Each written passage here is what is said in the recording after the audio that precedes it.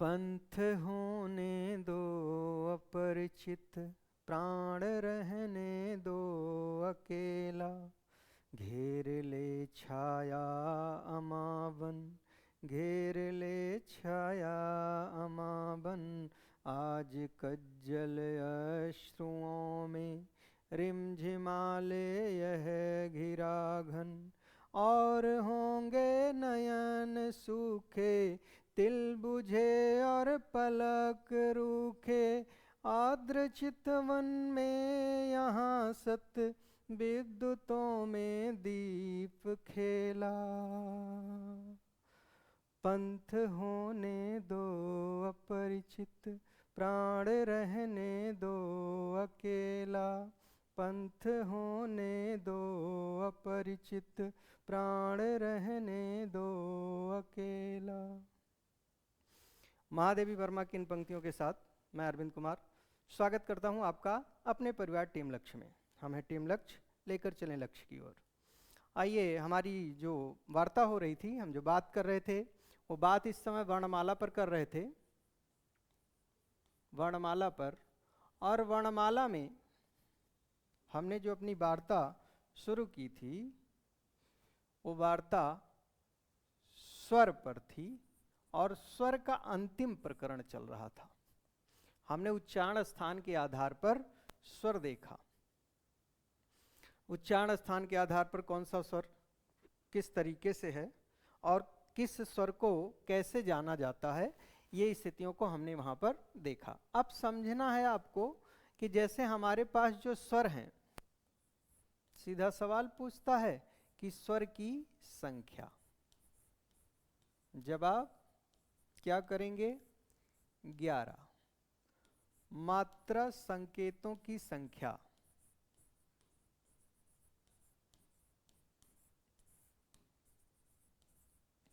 संख्या। जवाब क्या करेंगे? 10। उदासीन स्वर, जवाब क्या करेंगे? 1। कौन सा है? ह्रस्व। ठीक है ना? ह्रस्व आ का अवग्रह रूप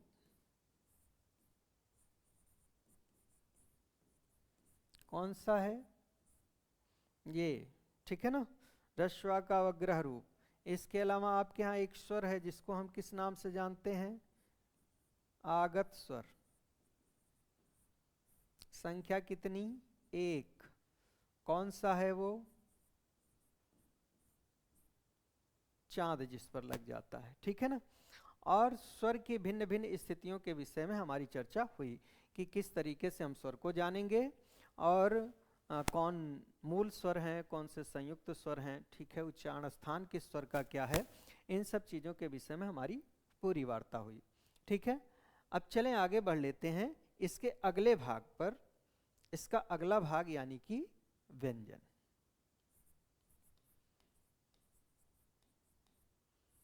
व्यंजन, व्यंजन क्या है, इसके विषय में वार्ता आपसे हो चुकी है कि वे वर्ण जिनका उच्चारण, जब उच्चारण करते हैं तो मदद लेनी पड़ती है कुछ वर्णों की, अन्य वर्णों की, जिन्हें हम किस नाम से जानते हैं? स्वर के नाम से जानते हैं। यानी कह लें सीधा सीधा कि स्वर वर्णों की मदद लेनी पड़ती है। क्या कहलाते हैं? व्यंजन कहलाते हैं। व्यंजन वर्ण जो होते हैं स्वतंत्र नहीं होते, यानी इनका उच्चारण स्वतंत्र नहीं होता। ठीक है ना?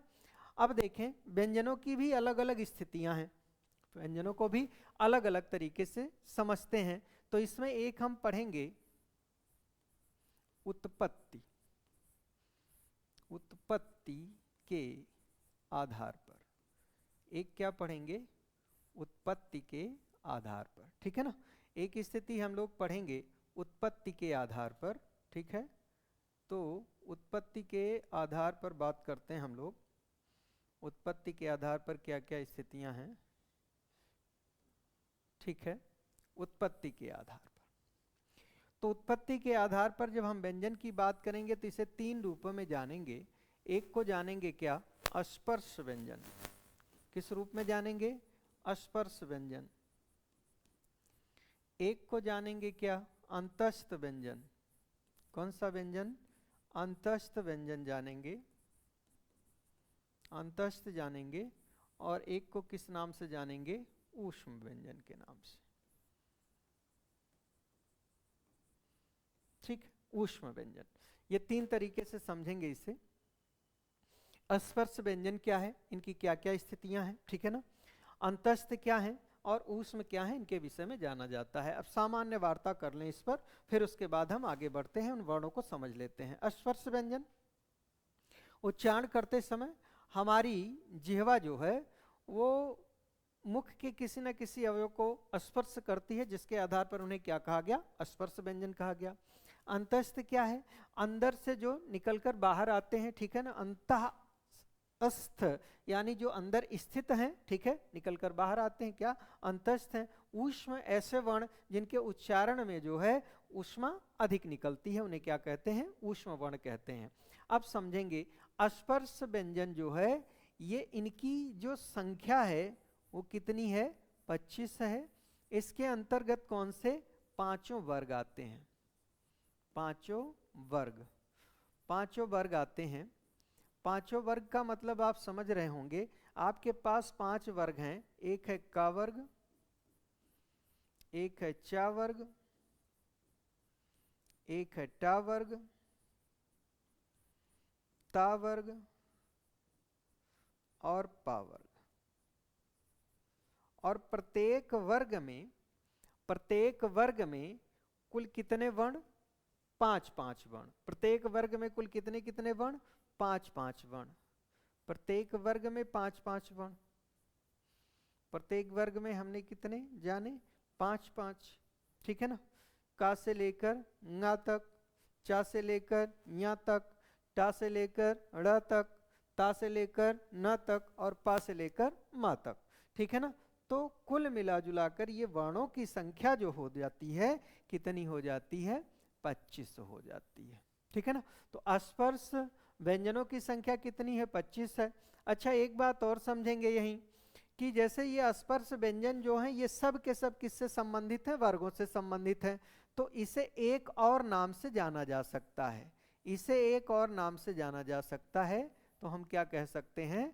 वर्गीय व्यंजन कह सकते हैं। क्या कह सकते हैं इनको? वर्गीय व्यंजन, ठीक है ना। तो चाहे अंतस्थ व्यंजन कहें, चाहे स्पर्श व्यंजन कहें और चाहे वर्गीय व्यंजन कहें, दोनों जो है क्या है? एक ही बात है और संख्या इनकी कितनी है? 25 है, ठीक है ना। चले आ जाए आगे बात करते हैं। अंतस्थ व्यंजन, अंतस्थ व्यंजनों की संख्या कितनी? 4 है। 4 कौन कौन से? या, र, ल और वा। इन 4 में 2 महत्वपूर्ण बात, एक थी क्या है? या, और एक क्या है? वा। ये 2 वर्ण जो हैं इनको क्या कहा जाता है? अर्ध स्वर के नाम से जाना जाता है। किस स्वर के नाम से? अर्ध स्वर के नाम से जाना जाता है। किसको? या और वा को। या और वा को अर्ध स्वर के नाम से जाना जाता है। क्यों अर्ध स्वर के नाम से जानते हैं भाई? इसका कारण ये है कि इनका उच्चारण कुछ हद तक स्वरों के समान है, ठीक है ना, लेकिन स्वर तो है नहीं, कुछ हद तक उच्चारण स्वरों के समान है, इसीलिए इन्हें किस श्रेणी में रख दिया गया? अर्धस्वर की श्रेणी में रख दिया गया। अच्छा, एक चीज और समझिएगा, आपके यहाँ एक वर्ण मान लीजिए पूछ ले, एक नाम पूछ ले, संघर्षहीन, संघर्षहीन, जिसमें कोई संघर्ष है ही नहीं, वो कौन से वर्ण आपके हैं? या और वाह हैं। ये बात ध्यान रखेंगे, ठीक है ना। अब आपको ये समझ लेना है कि जैसे मान लीजिए मिठाई है, मिठाई ये और मिठाई ये है, वर्तनी के अनुसार कौन सी शुद्ध है? ये वाली या ये वाली? ये महत्वपूर्ण बात हो जाती है।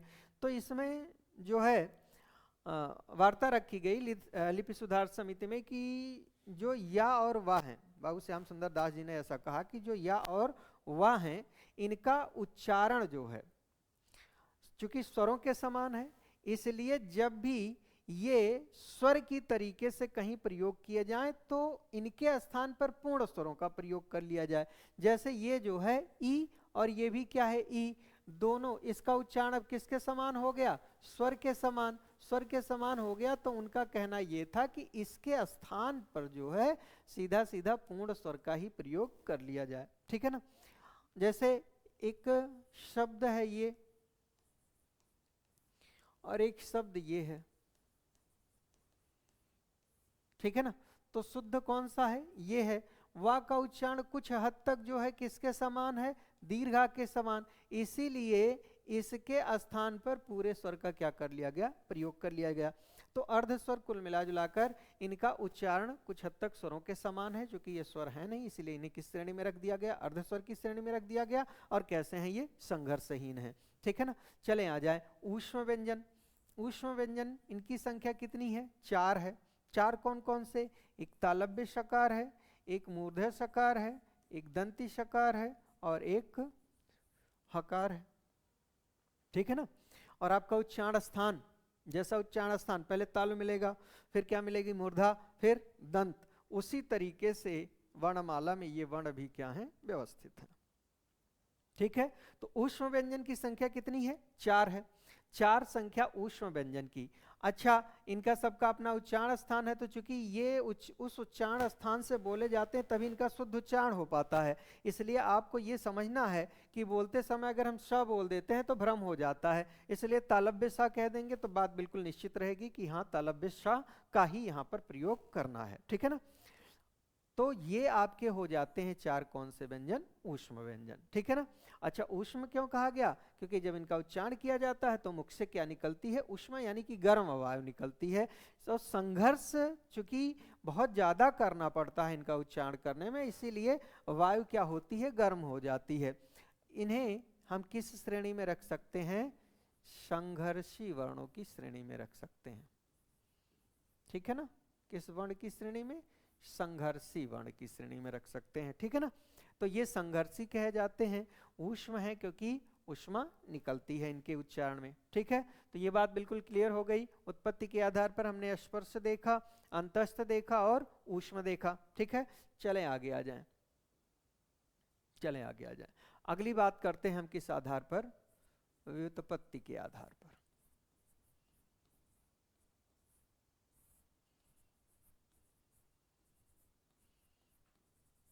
व्युत्पत्ति के आधार पर। व्युत्पत्ति के आधार पर, व्युत्पत्ति के आधार पर जब हम देखेंगे तो व्युत्पत्ति के आधार पर व्यंजनों को कुछ इस तरीके से समझा जाएगा। अच्छा, जो उत्पत्ति के आधार पर हमने देखे थे, क्या देखे थे? एक तो स्पर्श देखे थे, तो भाई ये तो बात है कि ये इसमें शामिल ही है। एक अंतस्थ देखा था हमने, ये इसमें शामिल ही है। ठीक है ना। एक ऊष्म देखा था, ये इसमें शामिल ही है। ठीक। और इनके विषय में वार्ता हो चुकी है, तो कुछ वार्ता करने की जरूरत नहीं है। आगे आ जाएं। आगे की बात करें तो इसमें एक बात आती है संयुक्त की। ठीक है ना। एक बात आती है किसकी? संयुक्त की। एक बात आती है संपृक्त की, संपृक्त। एक बात आती है युग्मक की, युग्मक। एक बात आती है किसकी? ताड़न जात की, ताड़न जात। ठीक है ना। ये इतनी तरीके की बातें। तो स्पर्श हो गया, अंतस्थ हो गया, ऊष्म हो गया, वार्ता नहीं करनी है, सीधे सीधे आ जाते हैं संयुक्त वर्णों पर। अच्छा, अब आपके यहाँ तो संयुक्त वर्ण है भाई। देखिए, संपृक्त कोई वर्ण नहीं है, ये क्या है? ध्वनि है। पहली बात तो ये जान लें। युग्मक कोई वर्ण नहीं है, ये क्या है? ध्वनि है। ठीक है ना। अब ध्वनि है तो उसे आप चाहे जिस रूप में समझ सकते हैं, मूलतः ध्वनि है ये। अब ध्वनि भी क्या है? वर्ण का ही एक रूप है। तो मतलब वर्ण जो है ध्वनि का ही एक रूप है, तो ऐसी स्थिति में आप समझ सकते हैं, लेकिन मूलतः ये ध्वनि है। कोई अलग से आपकी वर्णमाला में इस तरीके का वर्ण नहीं दर्शाया गया है। खैर, आ जाए इधर। तो यहाँ हम बात करें अगर संयुक्त की, जब आप संयुक्त स्वर पढ़े थे तो आपने कहा था कि दो अलग अलग स्वरों के योग से जिन स्वरों का निर्माण होता है उन्हें हम क्या कहते हैं? संयुक्त स्वर कहते हैं। तो व्यंजन को लेकर भी यही बात है कि दो अलग अलग व्यंजनों के योग से जिन व्यंजनों का निर्माण हुआ है उन्हें क्या कहते हैं? हम संयुक्त व्यंजन कहते हैं। और हमारे यहाँ संयुक्त व्यंजनों की संख्या जो है वो कितनी है? 4 है। कौन कौन से हैं वो? एक तो क्ष है, एक त्र है, एक ज्या है और एक क्या है, श्र है। ये 4 हैं। श का मतलब आप समझ सकते हैं, ये जो जो वर्ण इसमें मिले हुए हैं उन्हीं के आधार पर इनका हमें क्या करना होता है, उच्चारण करना होता है। अब ये जो वर्ण है इसका निर्माण किससे किससे मिलकर बना है, का और श से। इनका निर्माण का और श से मिलकर हुआ है। इसका मतलब ये है कि उच्चारण करने में भी इसी रूप का प्रयोग किया जाना चाहिए। तो इसका उच्चारण छ नहीं होना चाहिए, क्योंकि अगर हमने छ बोल दिया इसको तो फिर इस वर्ण को क्या बोला जाएगा, महत्वपूर्ण बात ये है, ठीक है ना। इस वर्ण को हम क्या बोलेंगे, अगर ये छ है तो ये क्या है, ठीक है। फिर उच्चारण साम्य का दोष आ जाएगा। इसका मतलब है, अच्छा और भी एक बात ये है महत्वपूर्ण है कि हमारे यहाँ प्रचलन में जो आ गया है उसको हम अब इसको छ ही बोलते हैं। प्रचलन में छ ही बोलते हैं। तो प्रचलन में व्यवहार में जो आ गया है उसका जो मूलतः उच्चारण है उस उच्चारण को हमने क्या किया है, बदल दिया है। इसका उच्चारण होना चाहिए क्ष, ठीक है ना। तो ऐसी स्थिति में का और श से मिलकर इसका क्या हुआ है, योग हुआ है। त्रा की बात करें, ये जैसा लिखा है उसका हम वैसा का वैसा उच्चारण कर लेते हैं। तो त्रा है यानी कि ता और रा, ता और रा। अच्छा एक चीज और ध्यान रखनी है आपको, जो संयुक्त वर्ण है, जो संयुक्त व्यंजन है, व्यंजन की बात कर रहे हैं हम, जो संयुक्त व्यंजन है उसमें पहला वर्ण आधा होएगा, दूसरा क्या होएगा, पूरा होएगा। इस बात को ध्यान, संयुक्त की जब भी बात आएगी, कहीं भी किसी संयुक्त ध्वनि की हम बात करें, मान लीजिए ये जो वर्ण निर्धारित किए गए ये तो वर्ण है, अगर कोई संयुक्त ध्वनि की भी हम बात करेंगे तो संयुक्त ध्वनि वहीं ली जाएगी जहां पहला वाला आधा बाद वाला पूरा, ठीक है ना। तो त और रा मिलकर क्या बना, त्रा बना। जा किससे किससे मिलकर बना है, जा और न्या से, ठीक है ना, इससे मिलकर बना। अच्छा एक बड़ी महत्वपूर्ण बात, ये जो है एक सवाल बना था कि निम्नलिखित में से कौन सा कथन सत्य है, इस तरीके का सवाल बना था। और वहां पर एक कथन लिखा था उसने इस तरीके से, सीधा सीधा ऐसे लिखा कि का उच्चारण पारंपरिक रूप से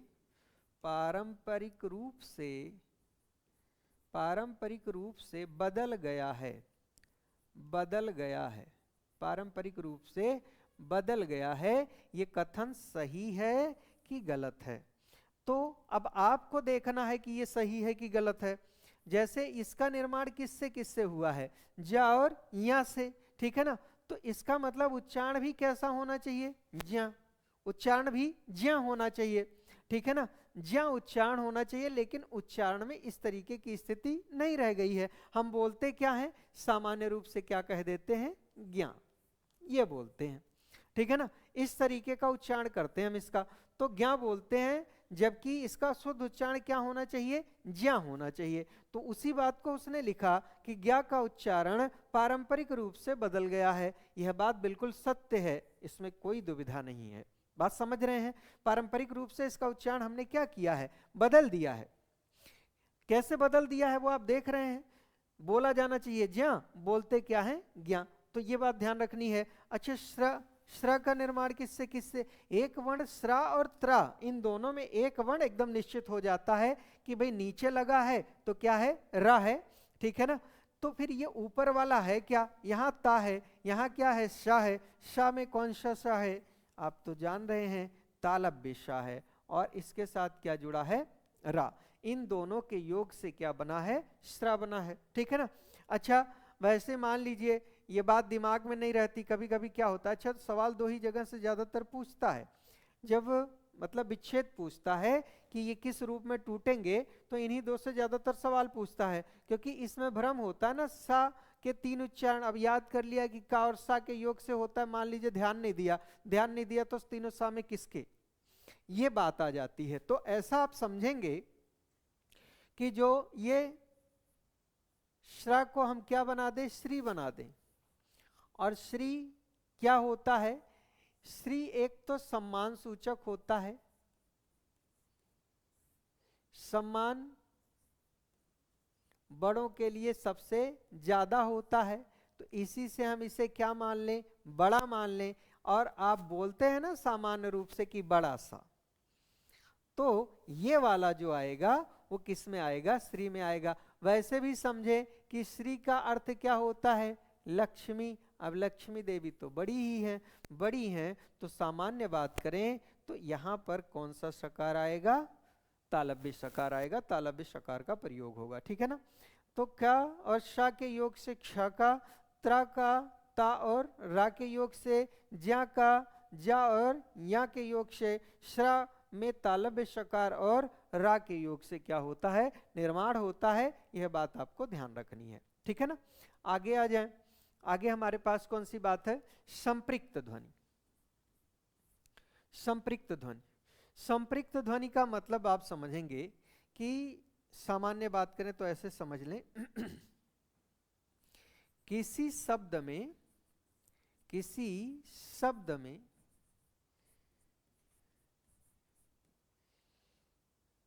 पहली ध्वनि आधी और दूसरी पूरी,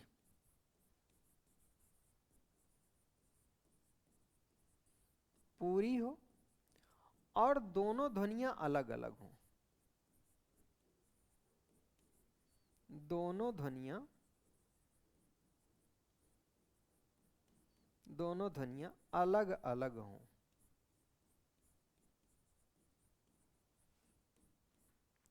समझ पा रहे हैं, एक क्या हो, आधी हो, एक क्या हो, पूरी हो, और दोनों ध्वनियां क्या हो, अलग अलग हो।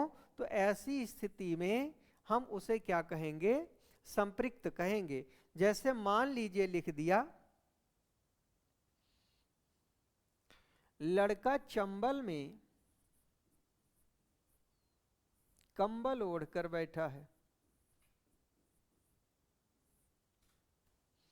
ठीक है, चंबल में। अच्छा ये देखिए, ये ध्वनि जो है ये अर्ध और ये पूर्ण ध्वनि, और ये दोनों ध्वनियां ही क्या, कौन सा रूप बनाती हैं, संयुक्त रूप बनाती हैं। संयुक्त में चूंकि ये ध्वनियां क्या हैं, अलग अलग हैं, इसलिए किस प्रकार की ध्वनि के अंतर्गत जानी जाएंगी, संपृक्त ध्वनि के अंतर्गत जानी जाएंगी। थोड़ा सा और समझें, बात आपको और बढ़िया से समझ में आएगी, ठीक है। थोड़ी सी बात और अगर हम करें तो ऐसा समझें इसे।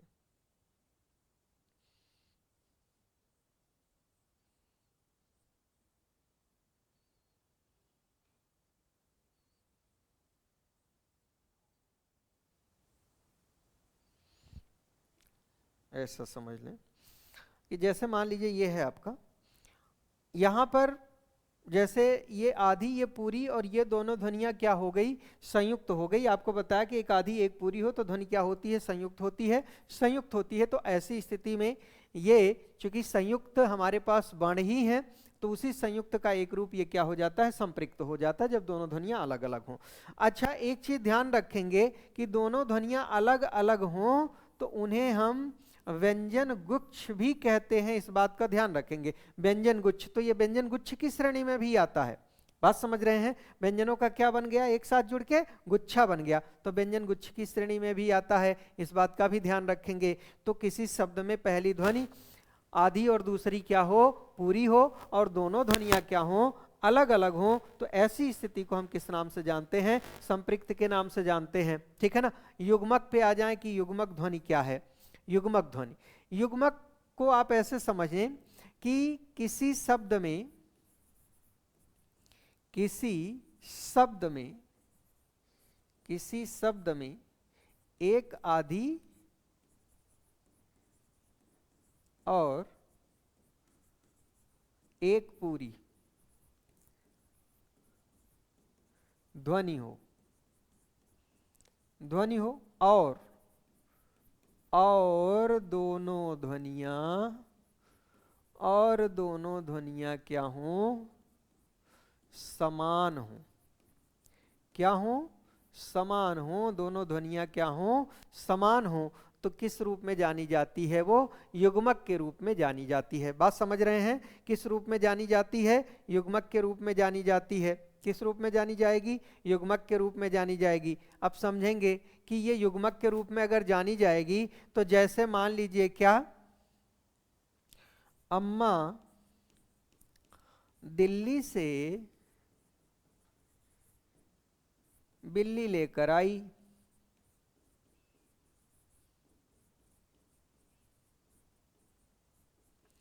जैसे ये है। अब यहां देखिए, ये आधा मा पूरा मा, आधा ला पूरा ला, आधा ला पूरा ला, ठीक है ना। बच्चा अभी कच्चा है, फिर क्या हो जाएगा, पक्का हो जाएगा। तो बच्चा में दो ध्वनियां संयुक्त रूप में है, एक आधी एक पूरी, लेकिन दोनों क्या हैं, समान है, इसलिए किसके अंतर्गत जानी जाएंगी, युग्मक के अंतर्गत। पक्का में दो ध्वनियां, आधा का और पूरा का, दोनों क्या हैं, समान है, किसके अंतर आएंगी, युग्मक के अंतर्गत आएंगी। तो आपको ये समझना है। अच्छा, युग्मक जो है, युग्मक को एक और नाम से भी जाना जाता है, आप जानिएगा, इसे द्वित्व ध्वनि भी कहते हैं। क्या कहते हैं, द्वित्व ध्वनि भी कहते हैं। किसको, युग्मक को द्वित्व ध्वनि के नाम से भी जाना जाता है, ठीक है ना।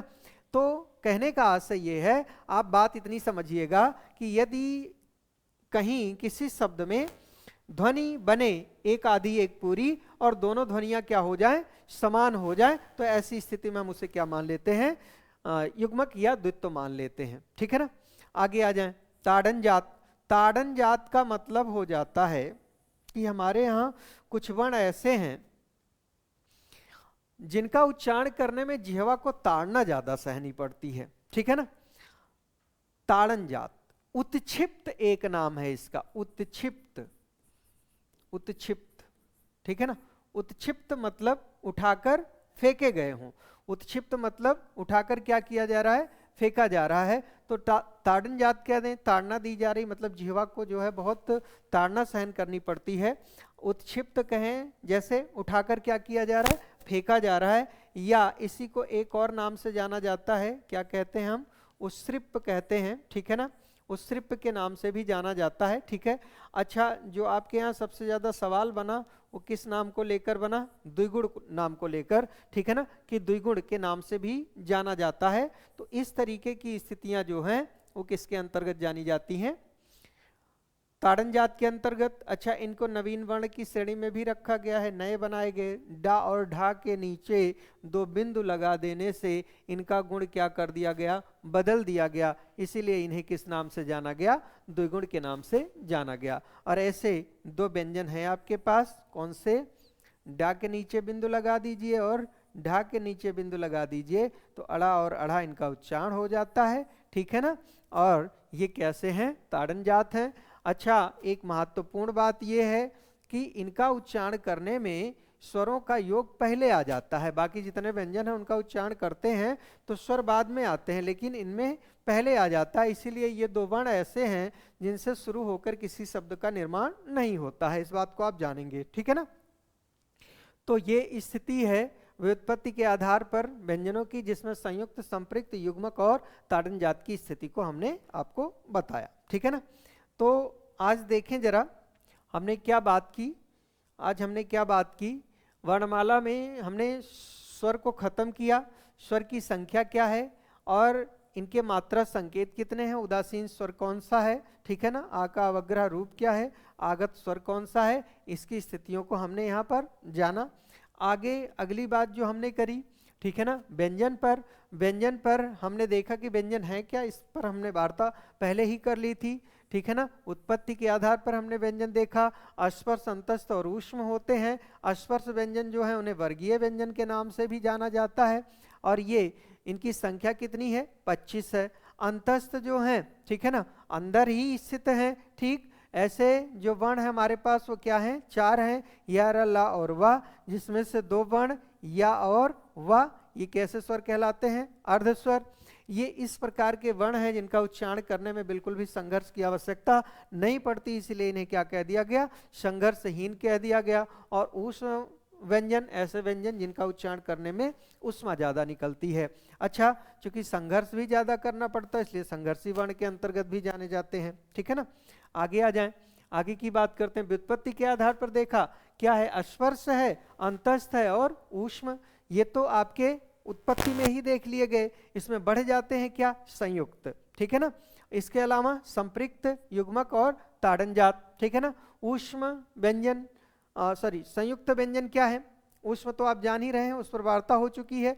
4 हैं, का और सा के योग से शा का, त्रा का ता और रा के योग से, ज्ञा का जा और या के योग से श्रा का शा और रा के योग से ये निर्माण हुआ है। ठीक है, संपृक्त क्या, मैंने बताया कि दो ध्वनियों का प्रयोग, एक आधी एक पूरी, और दोनों ध्वनियां क्या हों, अलग अलग हों। ठीक है, इन्हीं को हम एक और नाम से जानते हैं। किस नाम से जानते हैं? व्यंजन गुच्छ के नाम से, व्यंजन गुच्छ के नाम से। ठीक है ना, आगे आ जाए, युग्मक, इसी को हम किस नाम से जान लेते हैं? द्वित्व के नाम से। ठीक है ना, जब एक ही ध्वनि का द्वित्व हो जाए, इस तरीके का सवाल पूछा है तो वो क्या कहलाता है? तो एक ही ध्वनि का द्वित्व करेंगे तो युग्मक बन जाएगा। इसमें क्या होता है कि एक ध्वनि आधी, एक ध्वनि पूरी, दोनों क्या हो, समान हो। इस तरीके के उदाहरण से हम इसे समझ सकते हैं। और ताड़न जात वर्ण हमारे पास कितने हैं? 2 हैं। ठीक है ना, तो ये उत्पत्ति और व्युत्पत्ति के आधार पर व्यंजनों की रूपरेखा देखी गई। ठीक है ना, और इसके आगे का जो भाग होगा वो अगले दिवस देखा जाएगा। आप लोग पूरी शिद्दत से, पूरी मेहनत से लगे रहें, क्योंकि देखिए क्या होता है कि सफलता तभी मिलेगी आपको जब आप पूरी ईमानदारी से अपने कर्तव्य का निर्वहन करेंगे, पढ़ाई करेंगे, क्योंकि 1-2 घंटे पढ़कर सिलेक्शन नहीं होता है, इस बात को आप समझेंगे। ठीक है, तो इसलिए पूरी शिद्दत से, पूरी मेहनत से, ईमानदारी से अपना काम कीजिए, और हम लोगों से जितना बन पड़ेगा उतना हम लोग भी आपके लिए समर्पित रहेंगे। आज की क्लास में बस इतना ही। बहुत बहुत प्यार। जय हिंद, जय हिंदी।